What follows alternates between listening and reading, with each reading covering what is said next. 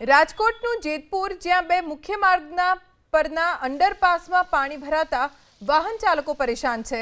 જેતપુરથી રાજકોટ અને જામકંડોરણા જવાના માર્ગ ઉપર અંડરપાસ છે, જેમાં ચોમાસામાં સતત વરસાદી પાણી ભરાઈ જાય છે। રાજકોટ તરફના માર્ગ પર નવાગઢ પાસે રેલવે અંડરપાસ ખૂબ સાંકડું છે। તેને પહોળું કરવા 4,70 લાખ મંજૂર થયા, પણ ટેકનિકલ ઇસ્યુના કારણે કામ નથી થતું। જેતપુરના વેપારી એસોસિએશને આ અંગે રેલવેને પણ રજૂઆત કરી છે।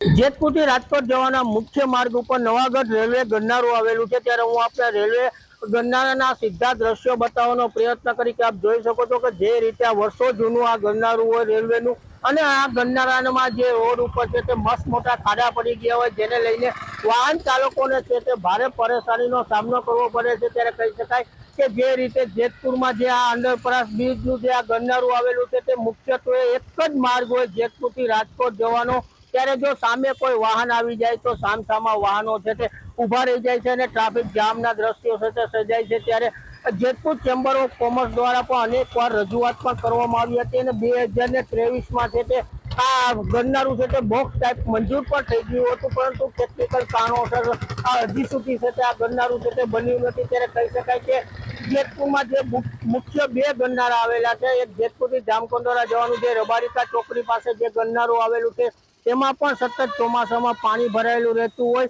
જેને લઈને વાહન ચાલકોને છે તે ભારે પરેશાનીનો સામનો કરવો પડે છે। ત્યારે જેતપુરથી રાજકોટ અને રાજકોટથી જેતપુરનો આ એક જ માત્ર માર્ગ હોય, આ માર્ગમાં પણ મસ્ત મોટા ખાડા પડી ગયા હોય અને વર્ષો જૂનું ગરનાળું ખૂબ જ નાનું ગરનાળું હોય અને ગરનાળામાં પાણી પણ ભરાયેલા સતત ચોમાસામાં રહેતા હોય, જેને લઈને ખાડામાં છે તે વાહન ચાલકોને અકસ્માત પણ થવાનો છે તે ભય રહે છે। ત્યારે અહીંના જે વાહન ચાલકોની પણ માંગ છે કે આ ગરનાળું છે જેતપુરના જે મુખ્ય બે ગરનાળા છે તે વ્યવસ્થિત કરવામાં આવે। ત્યારે ચેમ્બર ઓફ કોમર્સે પણ રજૂઆત કરી છે કે આ જે રેલવેનું જે અંડરગ્રાઉન્ડ બ્રિજ, જે અંડરગ્રાઉન્ડ ગરનાળું છે તે નવું બનાવવામાં આવે, બોક્સ ટાઈપ બનાવવામાં આવે। ત્યારે જેતપુર ચેમ્બર ઓફ કોમર્સની પણ માંગ એવી છે કે આ ગરનાળું છે તે તાત્કાલિક છે તે નવું બનાવવામાં આવે।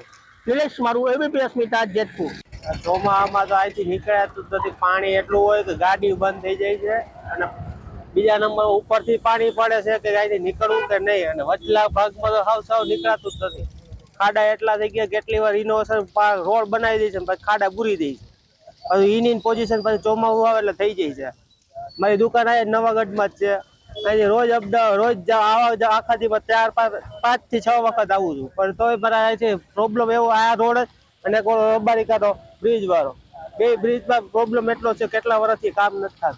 જે નવાગઢ સ્ટેશનથી વીરપુર જતા અને જેતપુરથી નવાગઢ જતા અંડરબ્રિજ છે તે ખરેખર જેતપુર ચેમ્બર ઓફ કોમર્સે 2023માં અમારા ધારાસભ્ય કે જે સારાઈ ગુજરાતમાં એક જાગૃત ધારાસભ્ય શ્રી જયેશભાઈ રાદડિયાના માધ્યમથી રેલવે મંત્રાલય સમક્ષ રજૂ કરેલ અને આ બ્રિજ સપ્ટેમ્બર 2023માં મંજૂર થઈ ગયેલો છે। એની ટોટલ કોસ્ટ 4.70 કરોડ છે।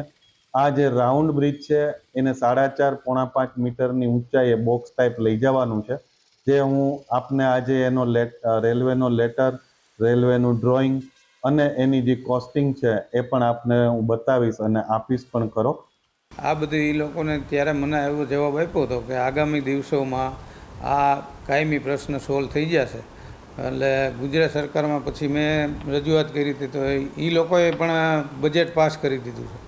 હવે એને રેલવે બંધ રાખવાનું ને આ બધા એના શું નિયમો છે એ પ્રમાણે એ લોકો કામગીરી કરવાના છે। પણ જે વાત કરી દઉં કે આ વર્ષોની સમસ્યા છે, આ જેતપુર ઇન્ડસ્ટ્રીઝનું શહેર છે, આજે બહારથી માનો કે કોઈ મશીનરી આવતી હોય જે ઊંચી ભરાતી હોય ટ્રકમાં, તો જેતપુરની અંદર ચારે બાજુથી ક્યાંય જેતપુરની અંદર પ્રવેશ નથી થાય એવી ફરિયાદો મને એસોસિએશનના પ્રમુખ તરીકે પણ કારખાનાવાળાની કે ગમે ની બધાની આવી ફરિયાદો પણ આવે છે। એ પણ મેં ધ્યાન દોર્યું છે કે ભાઈ જેતપુરમાં પ્રવેશવા માટે અમારે ભારી વાહનો કે ભાઈ જે ઊંચા હોય એવા તો કોઈ પ્રવેશવા માટે જગ્યા જ નથી, ધારેશ્વર એ મશીનરી ઉતારવી પડે ને પછી કટકે બટકે લઈ આવવી પડે છે। આ પ્રોબ્લેમ છે।